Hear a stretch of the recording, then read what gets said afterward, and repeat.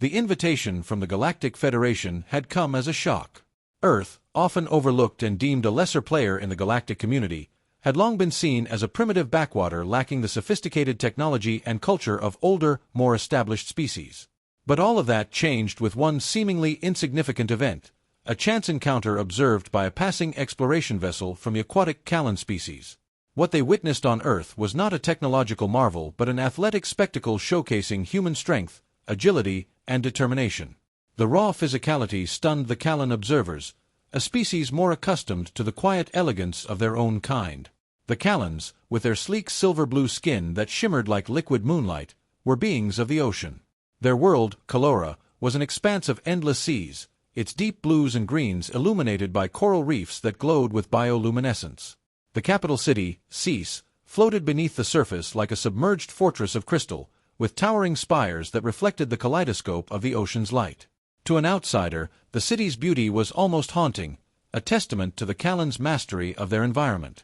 Yet, despite their elegance and poise, the Callans faced a grim reality. A sharp decline in their population had pushed them to the brink of crisis. Fertility rates had plummeted, and the survival of their species hung by a thread. The invitation to Earth's leaders was extended under the guise of a cultural exchange, but those in power knew the real reason. The Callans were searching for answers, for any clue that could explain humanity's inexplicable vitality and resilience. Earth's leaders accepted the invitation, viewing it as an unprecedented chance to establish themselves within the Galactic Federation. A delegation was assembled, with Commander Ral at its head. Ral was no ordinary diplomat. He was a soldier-turned-statesman, known for his strategic mind, adaptability, and an aura of confidence that seemed to command attention. Sis was like a dream as the human delegation descended through its crystalline gates. Commander Ral's first impression was of the towering, translucent structures that looked like they had been sculpted by the ocean itself. Cascades of water flowed through parts of the city, creating a serene, musical backdrop. The humans marveled at their surroundings, eyes wide with the wonder of explorers in an uncharted world. The Callan delegation awaited them, led by Lady Serena, a figure as regal as the sea itself. Her silver-blue skin caught the light as she regarded the humans with a mixture of curiosity and guarded skepticism. Serena embodied Callan grace, tall and poised, with eyes that glowed faintly as if holding the last light of dusk. She had been chosen to oversee the exchange due to her deep understanding of both Callan tradition and her willingness to question it. Yet, even she had doubts.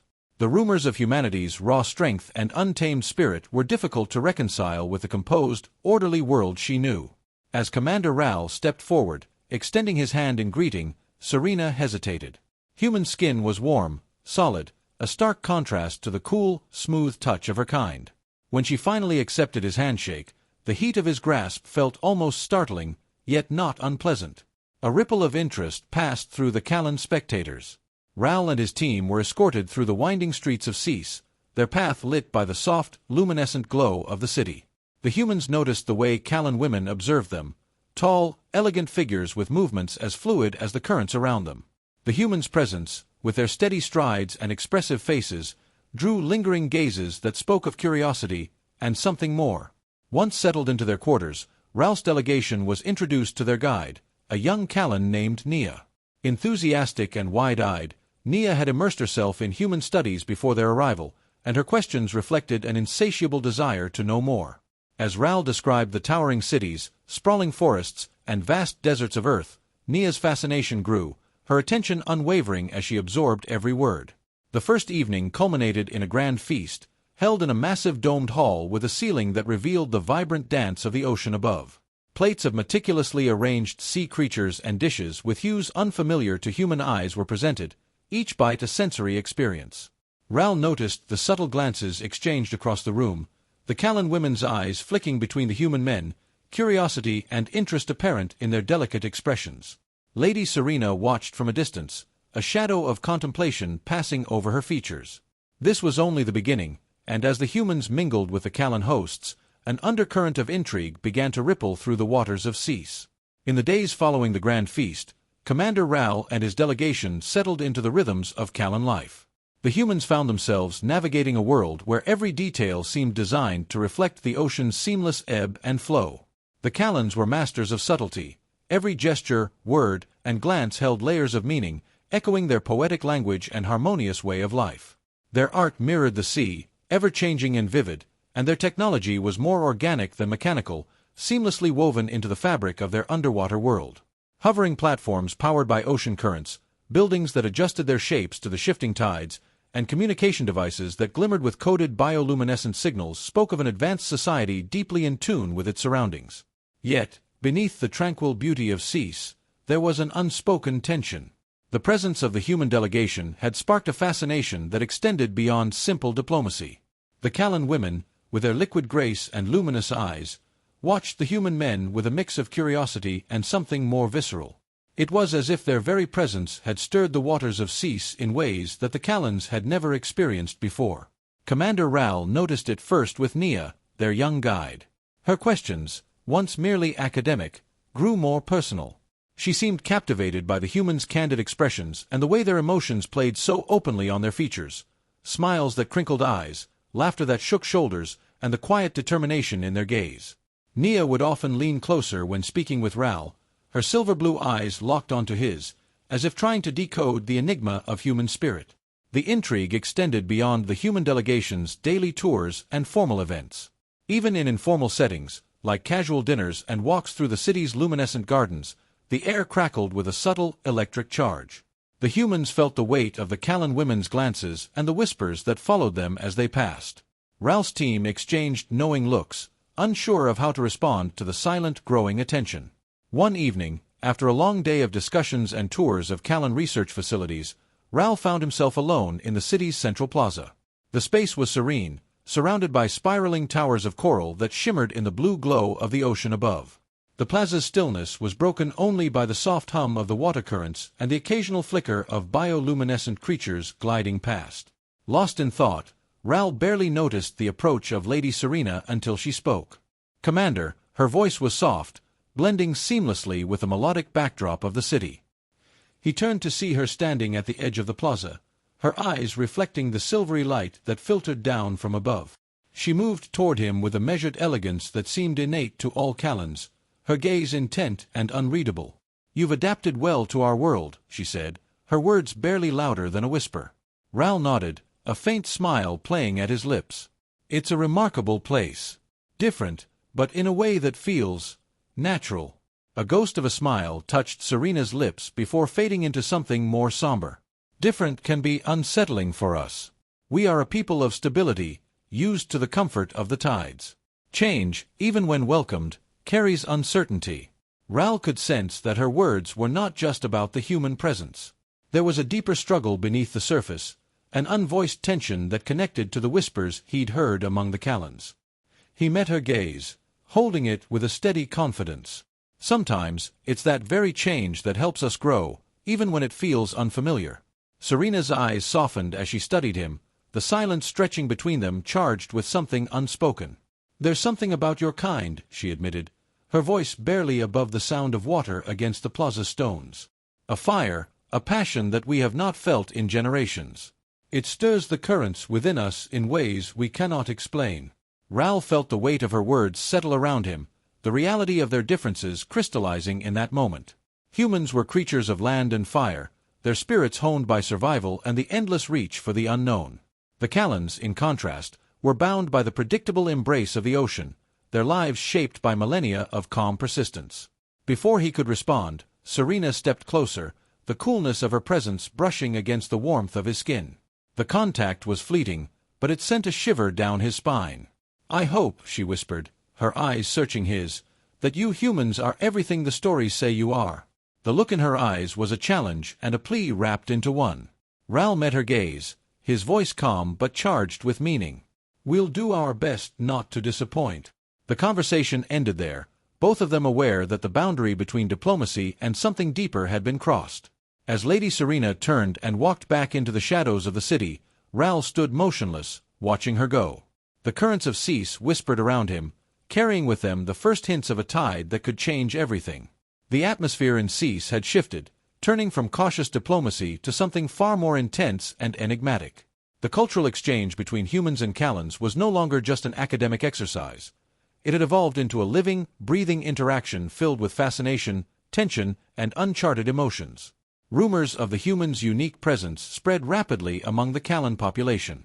The human delegation, initially viewed as an intriguing anomaly, now found themselves at the center of a quiet storm, one charged with curiosity and desire. Ral noticed this shift most profoundly in their guide, Nia. Her boundless enthusiasm for learning about Earth became more personal, and her interest in Ral himself intensified.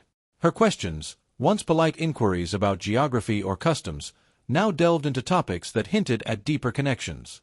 She wanted to understand how humans showed affection, what they valued in relationships, and what motivated them to risk everything in pursuit of the unknown. Ral found himself caught between his role as a professional representative of Earth and the increasingly personal nature of their interactions. It wasn't just Nia. The Callan women's glances grew bolder, lingering on the human men with an interest that defied simple diplomatic interest. The human delegation noticed the change, exchanging uneasy glances as their Callan counterparts found excuses to draw near, their curiosity edging toward open admiration. Ral felt the scrutiny keenly, the way eyes followed him through the halls of research centers and during formal gatherings, their curiosity no longer hidden behind the guise of polite interest. One evening, the humans were invited to attend a traditional Callan festival, a sacred event marking the unity of the ocean and the cycles of life. The invitation alone was a significant gesture, signaling that the humans were being accepted not just as guests, but as potential partners in a future intertwined with that of the Callans. The festival was unlike anything the humans had experienced, set in a vast, open arena surrounded by spiraling coral towers that seemed to pulse with the heartbeat of the ocean. Music filled the air, a haunting melody that ebbed and flowed like waves against the shore. It resonated deep within the human visitors, awakening something primal and stirring. The arena, lit by countless bioluminescent creatures, shimmered as the Callans began their ceremonial dance. Their movements were fluid, like seaweed swaying with the current, and their expressions were serene, as if each step connected them to the soul of their world. Ral stood among his team, clad in traditional Callan robes gifted for the occasion, feeling the eyes of the Callan women on him. Nia appeared at his side, her eyes bright with excitement. "Dance with me, Commander," she said, taking his hand before he could protest. Her touch was cool, and he was struck again by the profound contrast between them, land and sea, warmth and coolness. She led him into the dance, her steps graceful and sure. Ral hesitated, conscious of the attention they were drawing, but soon found himself moving to the rhythm, guided by her steady presence. As the dance built in tempo, Ral became aware that they were the center of more than just casual attention. The Callan women, their gazes no longer discreet, watched with open fascination. Even Lady Serena, who stood at the periphery of the crowd, watched with attention that spoke of more than simple observation. The realization struck Ral. They were not just participants in a cultural exchange, they were symbols of something deeper, a merging of two worlds that were more different than anyone had anticipated. The music climaxed, and Nia's laughter filled the space between them, light and unguarded. Ral felt a tug in his chest, an unfamiliar mixture of elation and dread. The dance ended with their hands still intertwined, and the applause that followed was more than just polite acknowledgement. It was a signal that a barrier had been broken. The rest of the evening unfolded in a blur of color and sound, with the humans mingling amidst Callans emboldened by the festival's energy. Questions shifted from the formal to the intimate. The Callan women leaned closer when they spoke, their voices dipping into tones that suggested more than curiosity. They asked about the stories of human endurance, strength, and passion, wondering aloud if the legends were true. The delegation found themselves navigating not just the complexities of diplomacy but the emotional undercurrents of a culture intrigued by their very essence. Later, as the music softened and the festival continued its slow descent into the quieter hours of the night, Ral felt a presence at his shoulder. He turned to see Lady Serena, her expression unreadable as she gestured for him to follow her. They moved through the winding paths of the city until they reached a secluded balcony overlooking the vast, dark expanse of the ocean. The sound of the waves against the dome was steady, a reminder of the unchanging nature of the sea compared to the storm of emotions between them. "It's not supposed to be like this," Serena said, her voice carrying a note of resignation that Ral hadn't heard before. Ral, searching her expression, asked softly, "What do you mean?" She met his gaze, her eyes reflecting the bioluminescence of the city. "Our worlds are different, Commander. We are creatures of the sea, bound by stability and the rhythms we have known for millennia. You, humans, you are creatures of fire and change. I don't know if we can ever be what you are or if you can be what we need." Ral took a step closer, the distance between them shrinking. "Maybe we don't have to be the same," he said. "Maybe it's our differences that make us stronger, together." For a moment, Serena's guarded expression softened. Slowly, she reached out, her cool fingers brushing against his face. The touch was tentative, searching, as if she were trying to understand something that words couldn't capture. The world around them faded into the background, leaving only the steady crash of the waves and the unspoken understanding between them. "Commander Ral," she began, the formality slipping from her voice. He placed his hand over hers, his voice low and reassuring. "We'll find a way." Commander Ral awoke to the dim, bioluminescent glow that filtered into his quarters, his mind replaying the encounters of the past days. The dance with Nia, the shared moments with Lady Serena, and the increasing intensity of their exchanges had transformed his mission from a straightforward diplomatic venture into something far more complex. What had started as a structured exchange was now tangled with personal emotions and political consequences. That morning, an emergency summons arrived from the Callan Council. The city of Cease was abuzz with rumors. Whispers of the humans' presence and their interactions with the Callan women had spread like an undercurrent, unsettling the more conservative factions. Some viewed the humans' influence as disruptive, while others saw a glimmer of change that could breathe new life into their stagnant society. The council demanded answers, and it was up to Ral to address their growing concerns. Dressed in the formal attire provided by the Callans, Ral stood before the Grand Council chamber. The space, crafted from living coral, shimmered in hues of deep blue and green, its bioluminescence pulsing with a life of its own. Members of the council sat in a semicircle, their faces cast in shadowed light, while Lady Serena presided at the head, her expression carefully neutral.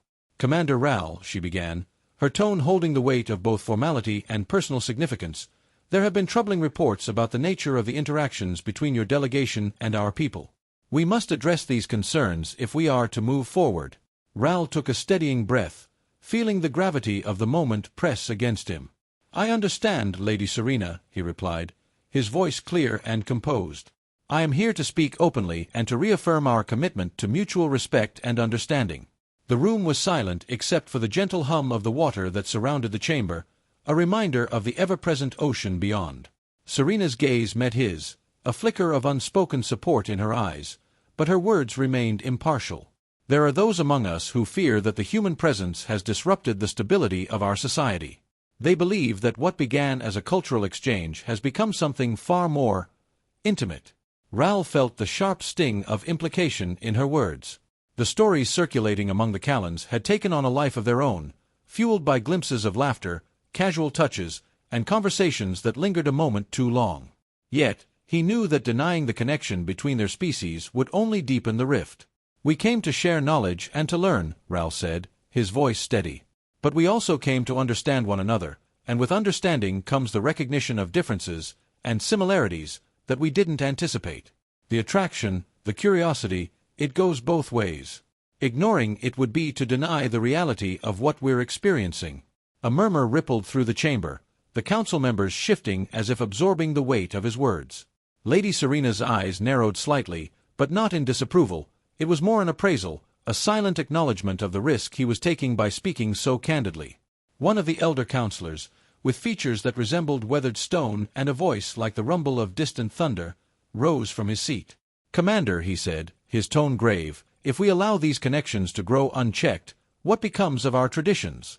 Our way of life has sustained us for centuries. What if your influence leads us away from what we know?" Ral met the elder's eyes, understanding the fear behind the question. Change, especially one that touched at the core of identity, was terrifying.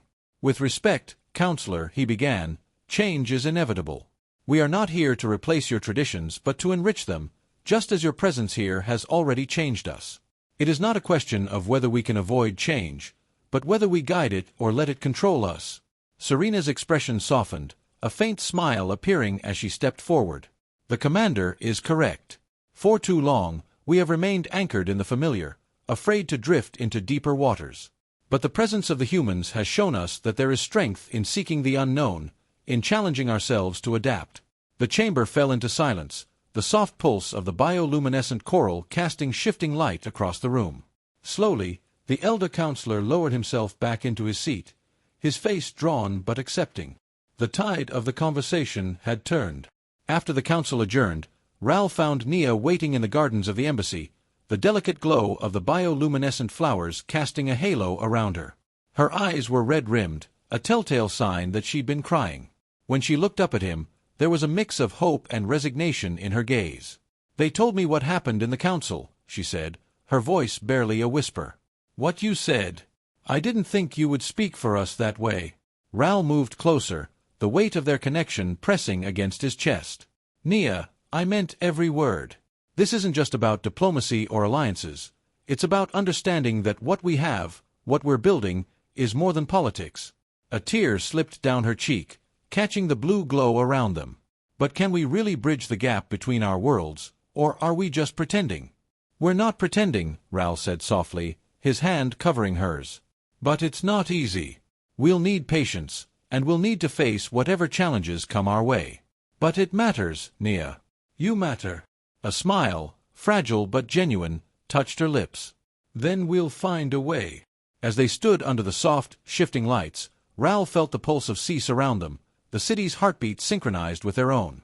The days ahead promised challenges, but for the first time, they seemed surmountable, not alone, but together.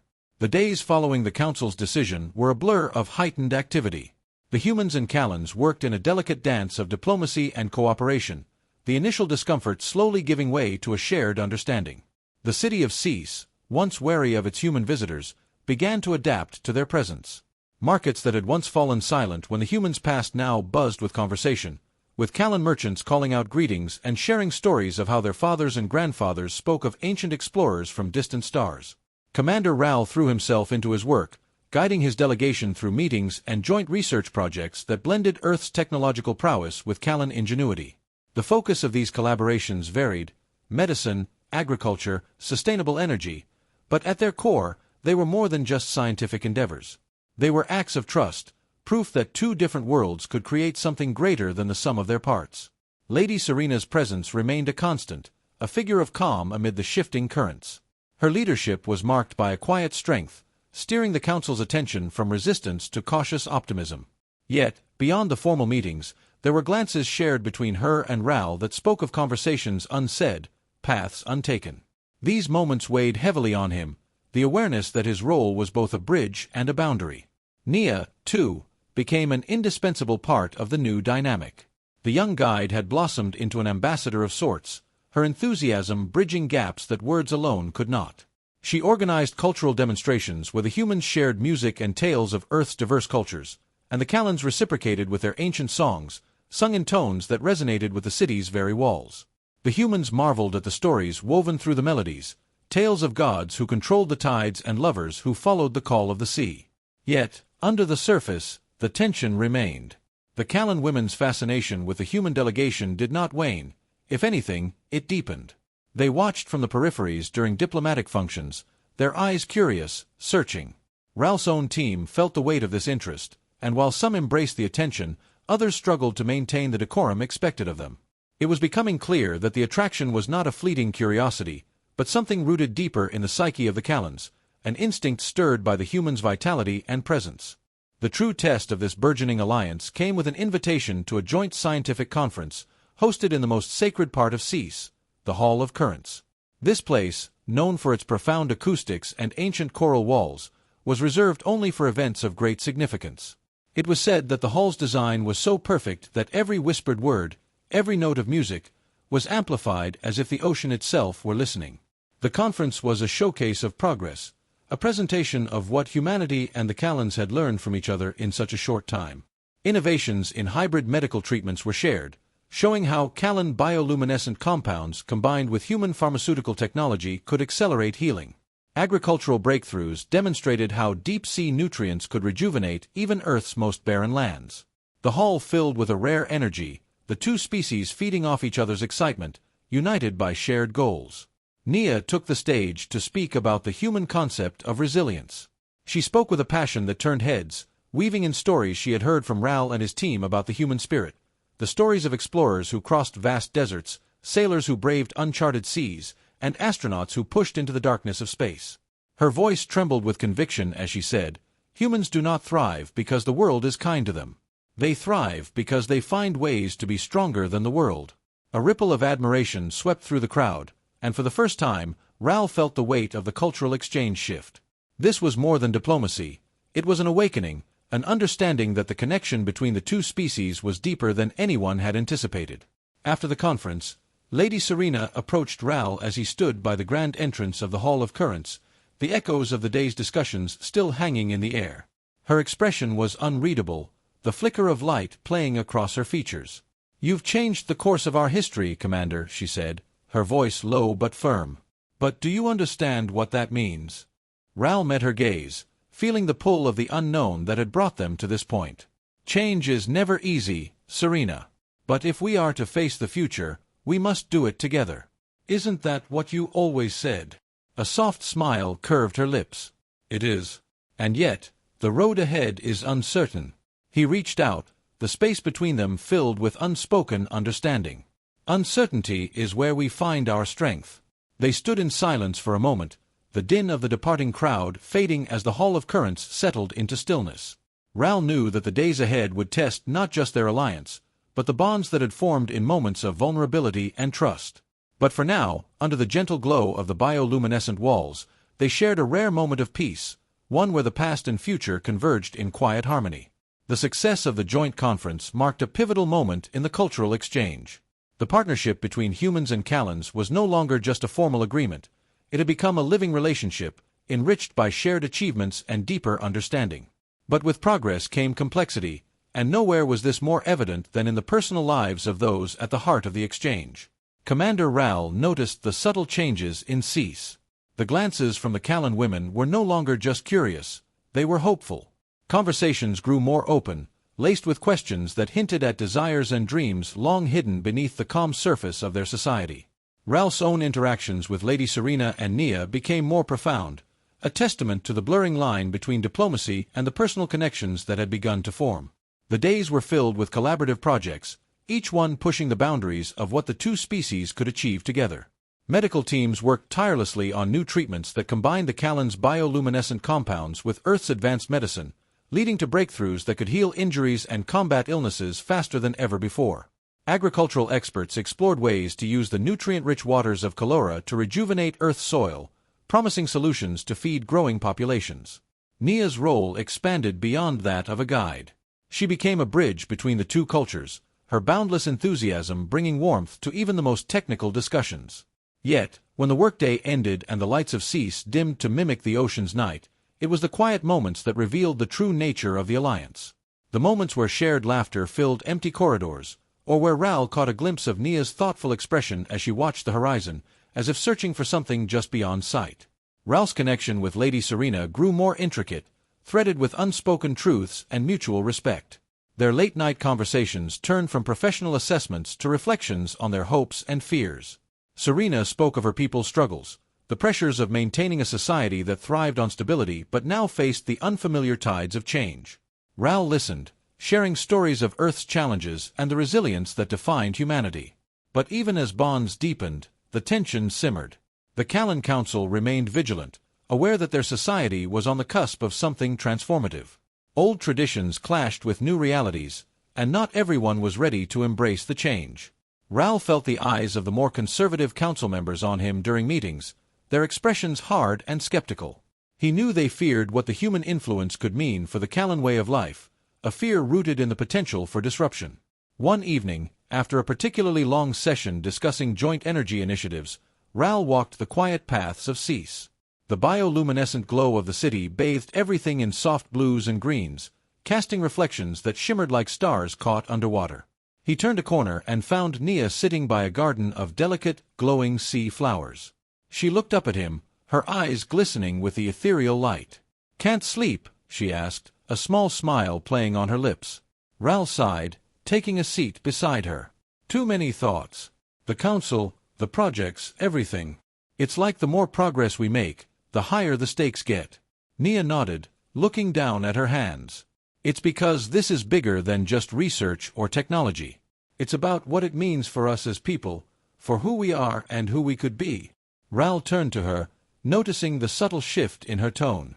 There was a weight in her words that hadn't been there before. "Nia, What do you think this means for you, for your people? She hesitated, tracing patterns on the stone bench with her fingers. I think we're waking up. For so long, we were content, drifting with the currents, following the same paths. But now, with you here, with everything changing, it's like we're seeing the world, and ourselves, differently. And it's terrifying, but it's also exhilarating. Ralph's chest tightened at her admission. He reached out, placing his hand over hers. The gesture was simple, but in that moment, it spoke of solidarity, of the shared uncertainty that bound them. We're not so different, Nia. We all fear change, but it's what we do with that fear that matters.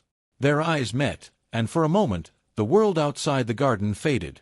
The quiet hum of the city, the pulse of the sea, it all blended into a moment of understanding. But before either could speak, the sound of footsteps echoed down the path. Lady Serena appeared, her expression unreadable but her presence commanding. "Commander Ral, Nia," she said, her gaze shifting between them. "There's news. The Council has called for a special assembly. It seems that not everyone shares our vision of unity." Ral stood, the moment of calm dissipating as duty once again called. He looked at Serena, reading the seriousness in her eyes. "What's happened?" Serena's voice was steady, but the tension beneath it was unmistakable. "A faction within the Council is pushing for limits on the exchange, fearing that we are losing our identity. They want to scale back our involvement with Earth." Ral exchanged a glance with Nia, who clenched her hands tightly. The path ahead, once filled with the promise of progress, now seemed shadowed by uncertainty. But the resolve in Serena's eyes reminded him that they were not alone in this fight. Together, they would face whatever came next, for better or for worse. The announcement of the special assembly sent a ripple of unease through Cease. The humans sensed it in the hushed conversations that halted as they approached, in the way the Callan guards stood a little straighter, their eyes flickering with concern. Ral felt the weight of the moment pressing down on him as he prepared for what could be the most pivotal gathering of the entire cultural exchange. The council chamber was filled to capacity, with members of the Callan leadership and a scattering of influential figures from various societal roles. The room, alive with the gentle pulse of bioluminescent coral, felt more suffocating than usual. Ral glanced at Lady Serena, who stood tall and composed, the embodiment of calm in the face of uncertainty. Nia was nearby, her eyes wide but resolute. The tension in the chamber was palpable, a current that coursed through the space, binding everyone in its grip. The assembly began with the voice of Councillor Thalos, an elder known for his adherence to tradition. His voice, deep and resonant, carried through the chamber. "We have reached a crossroads," he announced, looking out at the gathered assembly. "The exchange with our human visitors has brought much promise, but it has also stirred the waters of our society in ways we could not have foreseen. Some among us believe that we are drifting too far from our roots." Murmurs of agreement and dissent echoed around the room. Ral felt a surge of determination rise in him. This was more than a debate about policy, it was about the future of both their worlds. He stepped forward when Serena nodded subtly, giving him the floor. "With respect, Councillor Thalos," Ral began, meeting the elder's gaze, "change is inevitable. It's true that the arrival of my delegation has brought challenges, but it has also sparked innovation, hope, and a deeper understanding between our peoples. To step back now would be to deny that progress, to deny the future we could share." A young Callan stood, her silver-blue skin catching the light as she addressed the room. "But at what cost? We are not human. We cannot become human. Our ways are tied to the ocean, to the stability of the tides." Ral took a breath, aware of the fragile line he walked. "No one is asking you to become human. Our differences are what make this alliance meaningful. It's not about changing who you are, it's about discovering what we can accomplish together while preserving our identities. The progress we've made, the medical advancements, the agricultural breakthroughs, those are the results of blending our strengths, not erasing them." Lady Serena stepped beside him, lending her voice to his. "The commander is right. This is not about losing who we are, it's about adapting, about finding new ways to thrive without abandoning our core. The ocean has taught us that survival is about moving with the currents, not against them." The chamber fell silent, the echoes of her words hanging in the air. The elder councillor's expression remained unreadable, but Ral noticed subtle shifts in the room, council members exchanging looks, some nodding slightly, others pursing their lips in thought. Then, from the back of the chamber, another voice spoke up. This time, it was Nia. She stepped forward, the usually bright and curious guide now appearing solemn but fierce. I have spent these past weeks with the human delegation. I have seen their struggles and heard their stories. They are not perfect, but they have something we have lost, an unyielding drive to push forward, to overcome. We need that spark, not to change us, but to remind us of what we can be. A murmur of surprise swept through the room, and Ral felt a swell of pride at her bravery. The moment was broken only by the soft, measured clap of Counselor Thelos. His eyes, though stern, held a glimmer of reluctant respect. "Perhaps the tide has indeed turned," he said slowly. "But the ocean is vast, and change takes time." Lady Serena nodded, her expression resolute. "Then let us take that time, but let us not stop moving forward. We will set boundaries, yes, but they will be ones that guide us, not chain us." The vote that followed was close, but it tipped in favor of continuing the exchange, albeit with measures to respect Callan tradition and ensure gradual integration. Relief washed over Ral, but it was tempered by the knowledge that the road ahead would not be without its obstacles. As the chamber emptied, Ral found himself once again standing with Serena and Nia. The room, now quieter, felt almost peaceful compared to the storm it had witnessed moments before. Serena's eyes met his, a faint smile breaking through her composed demeanor. "You've given us something more than progress, Commander. You've given us a reason to hope." Nia, her eyes still bright with emotion, added, "And that's worth everything." Ral felt a rare lightness in his chest, a moment of triumph that transcended victory. "We've only just begun," he said, echoing the sentiment that had driven him from the start. The waves beyond Cease crashed gently against the transparent dome, a reminder of the vast unknown that awaited them. But now, they faced it not as separate worlds but as partners, each step a testament to what could be achieved when differences were embraced, not feared. Under the glow of the bioluminescent city, humans and Callans stood together, ready to chart a new course through the depths of the ocean and beyond, driven by curiosity, resilience, and the undeniable bonds they had forged.